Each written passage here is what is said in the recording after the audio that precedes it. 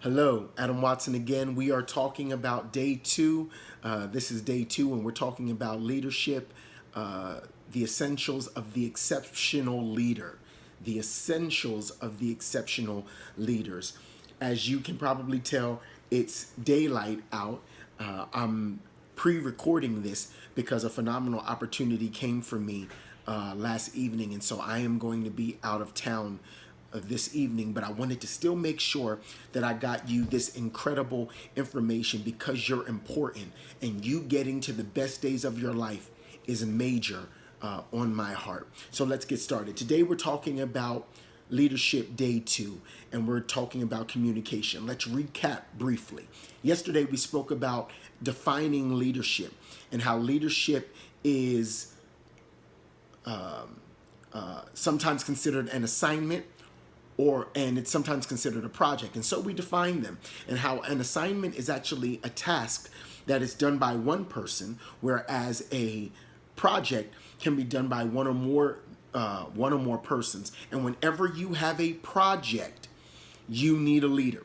Whenever you have more than one individual working on something, you need somebody to take the lead, somebody to take the impetus, or somebody to be the leader, somebody to run ahead and take everybody by the hand and say, hey, listen, let me cast the vision, and this is what we want to do.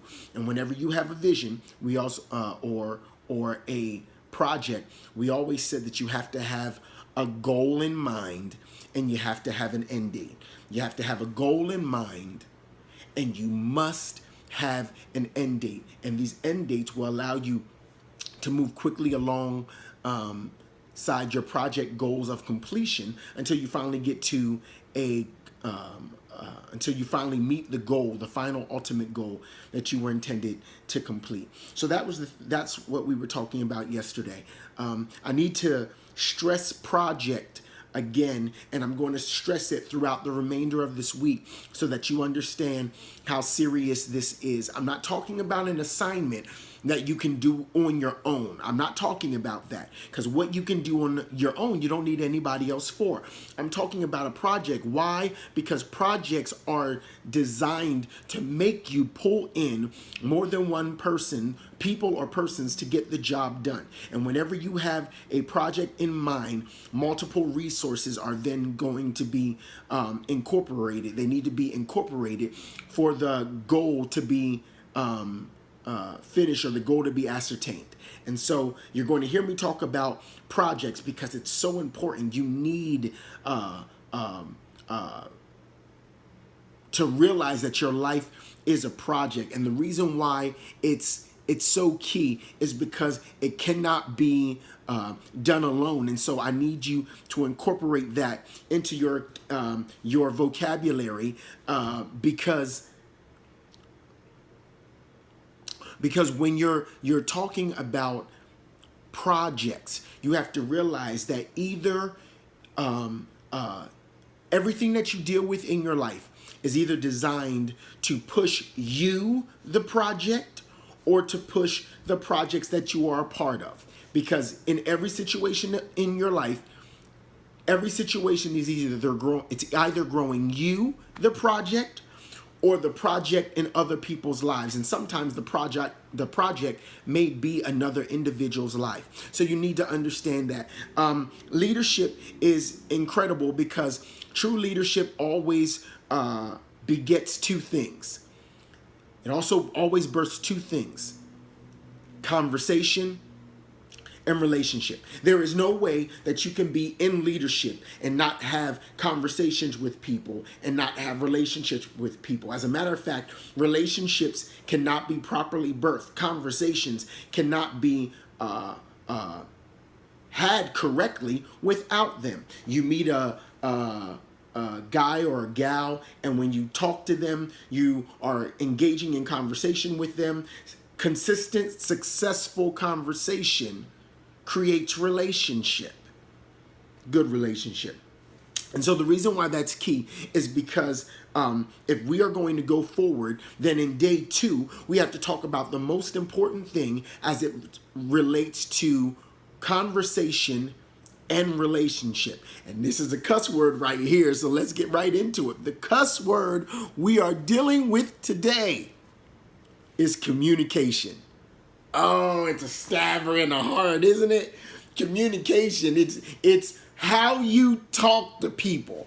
Communication. How do you get your part or your thought process or your mind or your heart or your feelings and desires? How do you then verbalize them and communicate them to your hearer or to your listener? Oh man, I was having a conversation. There was a leader who called me and said, Adam, I need your help. There's somebody on my team who I like a whole lot. They respect me. They do the best that they can and everything, and they want more responsibility because they've been serving me for some time. But I know that they're not ready. I don't think that they're ready to take on this position. I don't think that they're ready to do this and do that. And if I allow them to do this, they're going to fall on their face. And I said, okay, well, what did you say to them? And they said, well, I kind of went in on them and told them, how you think you're going to be ready for this? And you don't do this and you don't do that. And started saying everything that the other individual doesn't do right. And really began to speak disrespectfully about the individual and then asked me what I thought. And so I told them that what they said was disrespectful. It was demeaning, and because as a leader, we all have the responsibility of how we talk to people. And I corrected the leader because the words that the leader used dishonored not only the relationship between themselves and the other individual, but it also dishonored the purpose for why the leader was in that person's life. I said to them that in the conversation, the leader was the one who lost their mind when they started talking crazy. The leader started talking to the other individual like the other individual didn't matter. Started talking to them, and my words specifically were, you're talking to them like you're the parent and they're the child. You're talking to them like they're the boss, like you're the boss and they're the employee. And that's not the case.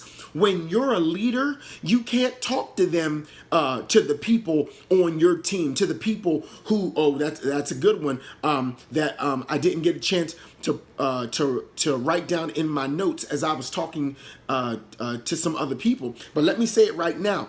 The people who are on your team, they volunteered to come in on the task that you believe providence, God, purpose, whatever you want to call it, has called you to.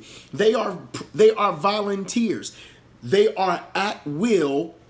They are at will. They can leave whenever they want. So you are not allowed to talk to them any old type of way, any type of way you see fit. That dishonors the relationship. You started talking to them, when you start talking to them crazy, you start acting like their parent and they're the child. You start talking to them like you're the boss and they're the employee. And that's not fair whenever you do that, whenever you come into the circle of leadership.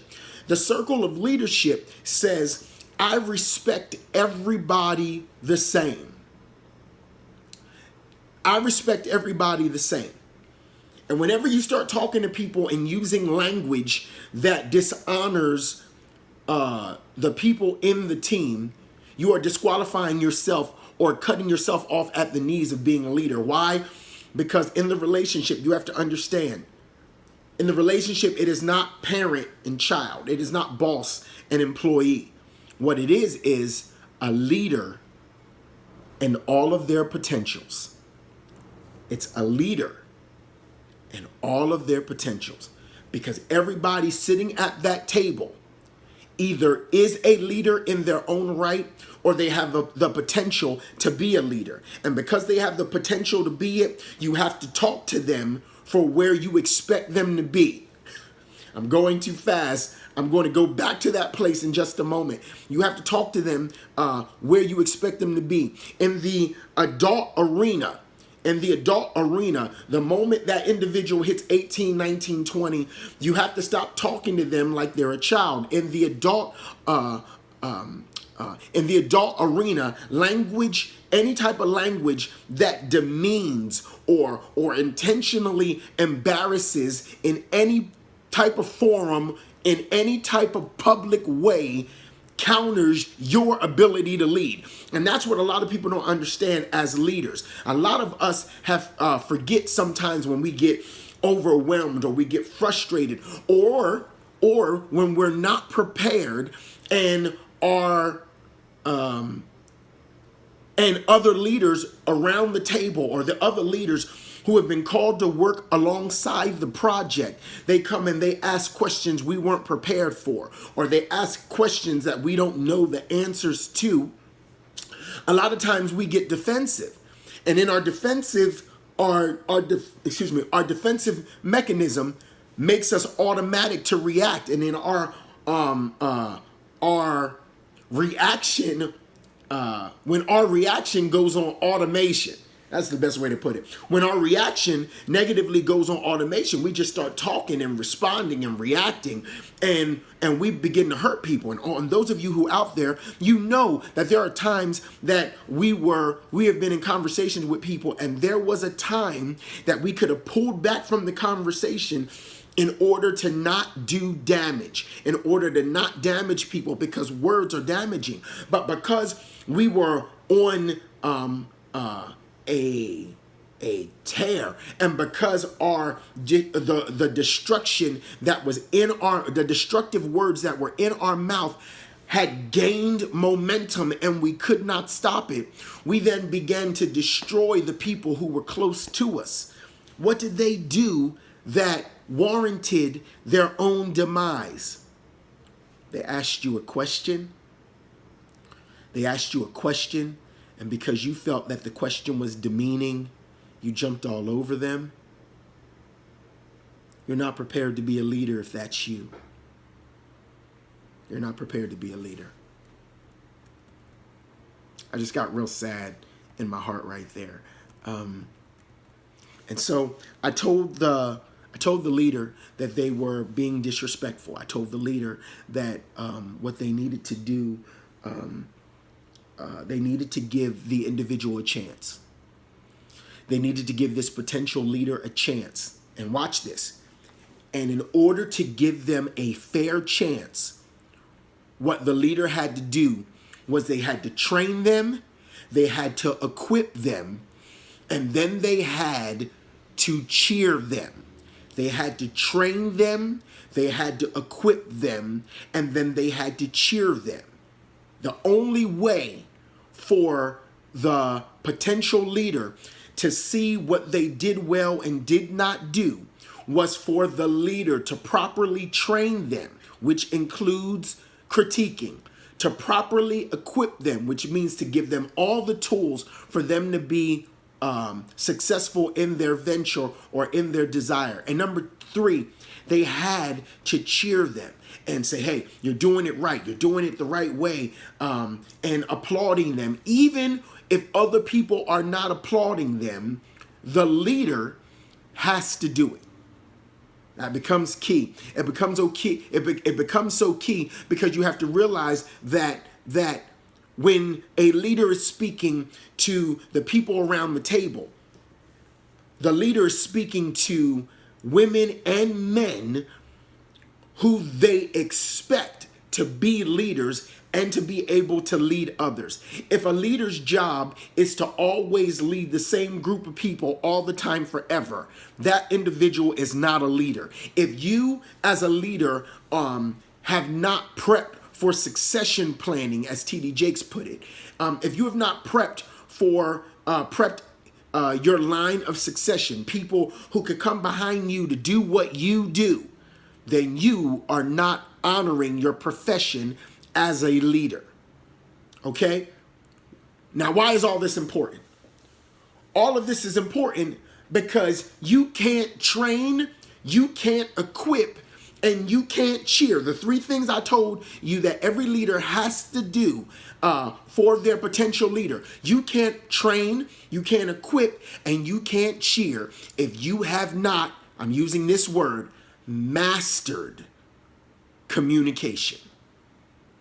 Mastered communication. And I'm going to give you the most important point of communication. I'm only going to give you this one. If you want the series on leadership, I will be selling it by the end of July. It should be all ready to go. But I'm going to be selling this teaching on leadership because it is major. And if you're going to be effective as a leader, you need to master communication.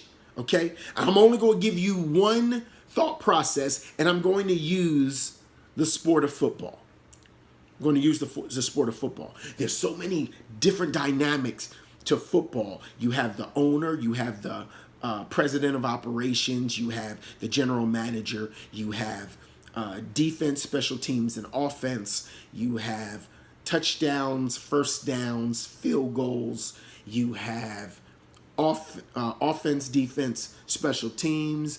But I want to talk about something real specific. I want to talk about the three most important positions on the field. Okay? The three most important positions on the field are the head coach, the quarterback, and the receiver. The head coach, the quarterback, and the wide receiver. One more time. The head coach, the quarterback, and the wide receiver. Now listen, I'm not disregarding the running back, because the running back can be used for play action passes to the receiver. The running back can be used for is designed to get short bursts of yardage, short gains, and then sometimes they break free for a lot of yardage, and you have great running backs out there. I'm not I'm not discounting the tight end, because the tight end sometimes can go for long yards, but their design is to go between 5 and 15 or 20 yards, but to stay close. The running back and the tight end are extensions of the offensive line. What do I mean by that? Sometimes they stay back and they block for who? The quarterback. Why are they blocking for the quarterback? So the quarterback can get the ball to the wide receiver. And so that's the reason. I'm not discounting the offensive line, because without the offensive line, the running back can't get to where he needs to get to, and the quarterback is toast. I'm not discounting any of the other positions on the field. I want you to know that. I respect every position. But the most important positions on that field are the coach, the head coach, the quarterback, and the wide receiver. Now, let me start off by making this statement. You have the head coach who trains with the quarterback all week to show them places where they did well and places where they didn't do so well in the previous game. They show them footage of what the other team normally tries to do as they play other football teams, and what the opposing team or the attacking team is going to try to do to shut down the team's forward progress. Why? Because though defense and special teams are major factors on the football field, the defense is designed to stop the forward momentum of the offense. And then special teams, they're designed to get you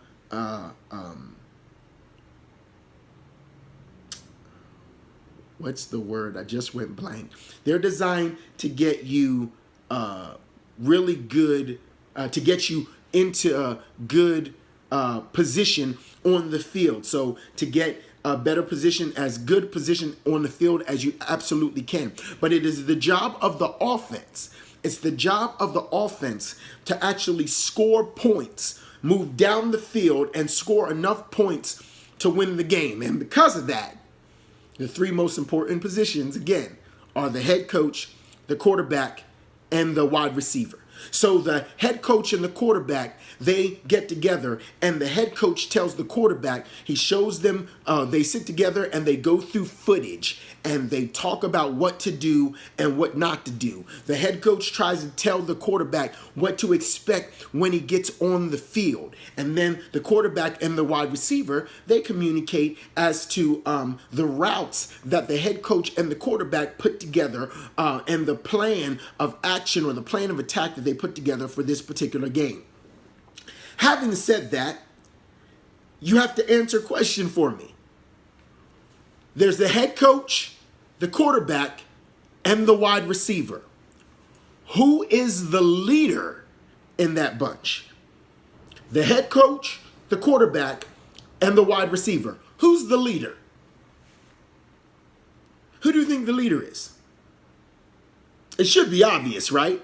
You have the head coach, you have the quarterback who leads the offense, then you have the wide receiver who catches the balls. So who is the leader?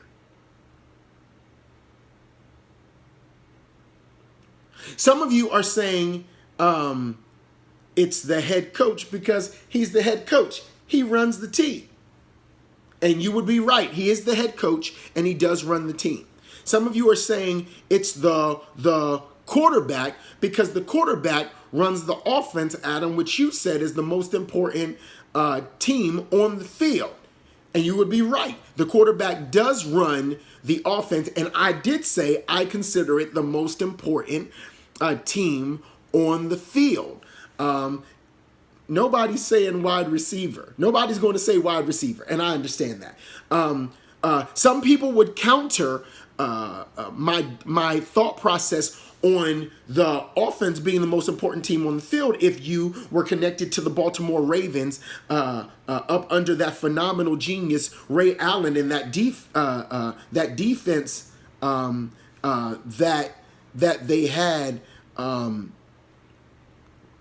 and the defense that they had simply because nobody could stop Ray Lewis. I'm sorry, I said Ray Allen. Nobody could stop the defense of the Baltimore Ravens. Sometimes they proved more devastating than their offense did. And I remember there were times that the defense told the offense, if you score this amount of points, we'll shut them completely down. They would win games 9-7.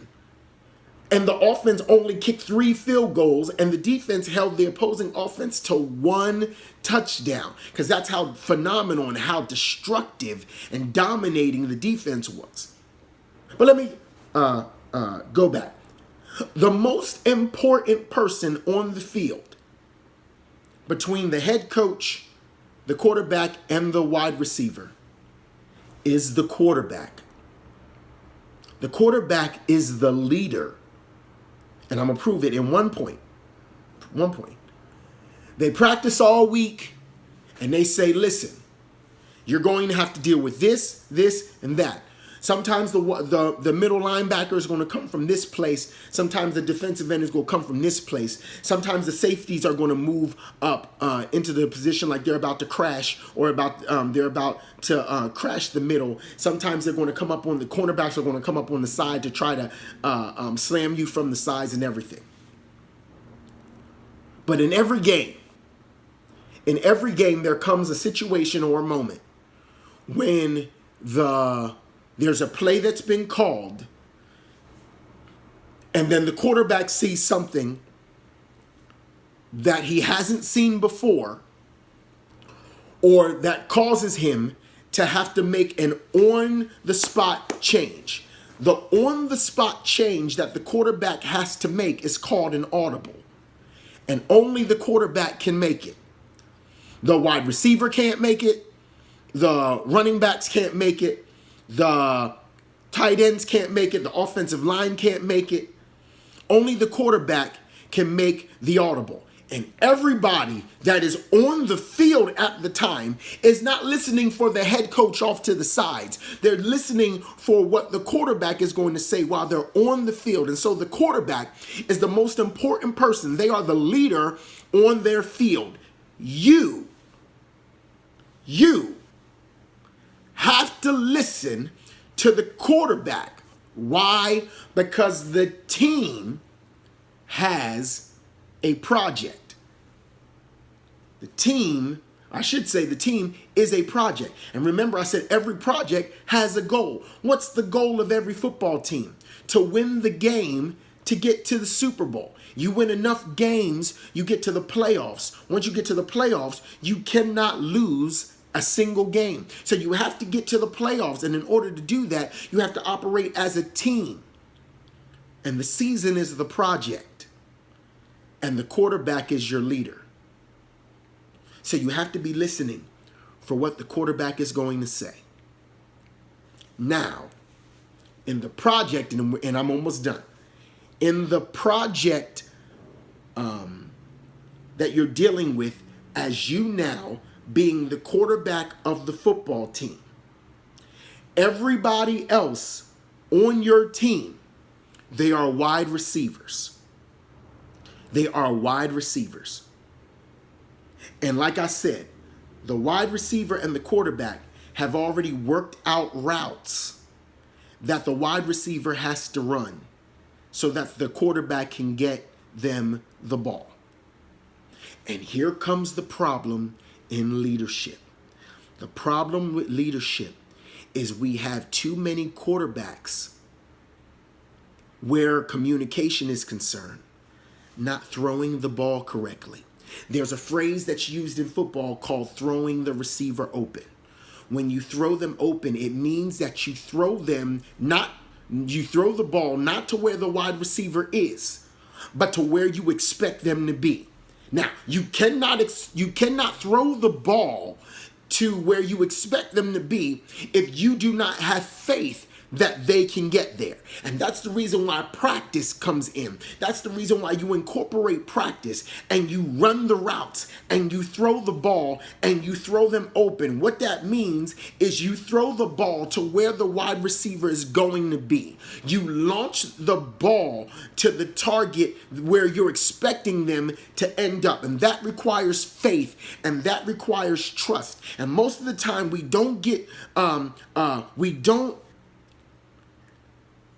progress or advance down the field of life because we are not trusting our wide receivers. We are not trusting our potential leaders by trusting them and throwing the ball and trusting them to catch it. We don't do that.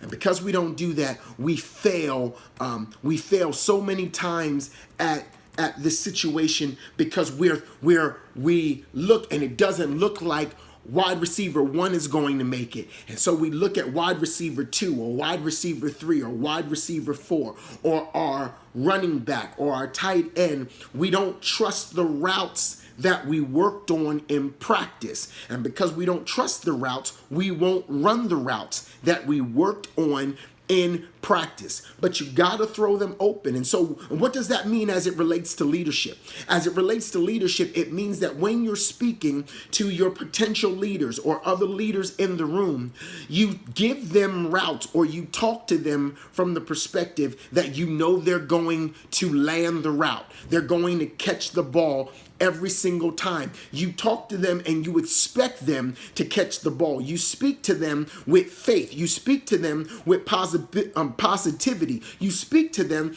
with confidence. Everybody on my team, I absolutely trust to handle their business. Everybody on, now I couldn't always say that. I couldn't always say that. And because of that, some people are no longer on my team. Why? Because I couldn't trust them to operate in integrity. I couldn't trust them to not handle their affairs right. I couldn't trust them not to handle their business right. And sometimes you have to give multiple chances for growth. You have to give them room to grow and room to be exceptional. And then after a while, if they can't do it, then you have to go on and you have to sit them down or replace them or go with someone else at times. But you have to be okay with that if the goal of the team is to win.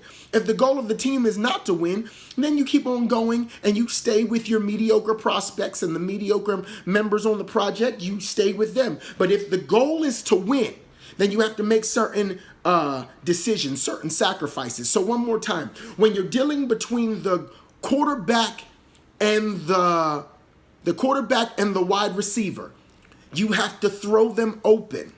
You have to give them chances to be successful. You have to give them a chance to be successful. You have to talk to them as a leader. You have to talk to them for where they're going. That means you have to spend time with them. Last thing I'll mention, and we'll talk more about the receiver's responsibility tomorrow. My favorite team, you know what? I'm not even going to go there because I don't want nobody, I don't want you to cut me off because I said who my favorite team was. I don't want y'all to hate. Don't hate on me. I like y'all. I love y'all. But I want to talk about the two greatest wide receivers in NFL history. It can be debated, but this is basically what they say. They say that the two greatest quarterbacks in NFL history are Peyton Manning and Tom Brady. There's one thing that they have in common besides being cool under pressure because they practice. That's another leadership thing we'll talk about. It's the last part we'll talk about. We'll talk about preparation in 3 days. Peyton Manning and Tom Brady, during the offseason, they invite their wide receivers out to their house or out to their vacation spot. And they throw the ball. They throw the ball to their receivers, run routes with their receivers. And they do it for one reason only. They don't want there to be a breakdown in communication during the downtime, during the off season. That requires the quarterbacks to spend time with the people who have to catch the ball, with the people who have to catch the routes, with the people. Here we go. I'm gonna deal with this tomorrow. How the wide receivers, they have assignments. They have individual routes. We'll talk about that tomorrow. The wide receiver has to run their route and be in position to catch the ball when the quarterback throws it. Here's my question. I ask this question to every quarterback, every leader who believes they're a leader. If you're a leader, you're a quarterback. Are you throwing your leaders open? Are you giving them a chance to be successful? If you're not, then reevaluate your own position. As a quarterback, it's your responsibility, it's your job to give your team the best chance to win that you can give them. In order to do that, you have to communicate. You have to be able to hear your coach and prepare with a game plan. You have to be willing to see what changes might need to be made and what audibles need to be called. And then you have to make sure that you get the ball to the receiver on time so that they can get to the end zone and score so your team can win. This is day 2, communication. It's difficult. Communication is very difficult, but it will reap phenomenal rewards in the end. All right? Take care. Have a great day. Tomorrow, we're going to talk about communication from the receiver standpoint. Woo! Don't miss that one. Day 2, communication. My name is Adam Watson. I want to remind you one more time, August the 26th is fast approaching. You can register now, $80. You can register for that day, or you can register for the 3-day camp for $65, and you will get all of the training. You will get that streamed to you. Even if you can't make it, you can get it streamed to you, or you can show up for those 3 days. I'll be talking about it more in the upcoming future. Also, my leadership training packet and series will be out at the end of July. You can, I'll be sharing prices on that in the upcoming weeks. And my 2 books will be out the middle of July. Reignite Your Life and The Phenomenal Woman. Be prepared. Let me know. Inbox me and let me know what you want so I can put you on the pre-sale list. Have a great day. I have a phenomenal opportunity tonight that I can't really tell y'all about. It's none of your business. Just know that good things are cracking on this side. And so I won't be available. And so that's the reason why I did this during the day. I wanted you to have it. I wanted everybody to see it. I love you. God bless you. God bless you. I bless the rest of your night and leaving your morning tomorrow until we meet again. Take care. Bye-bye.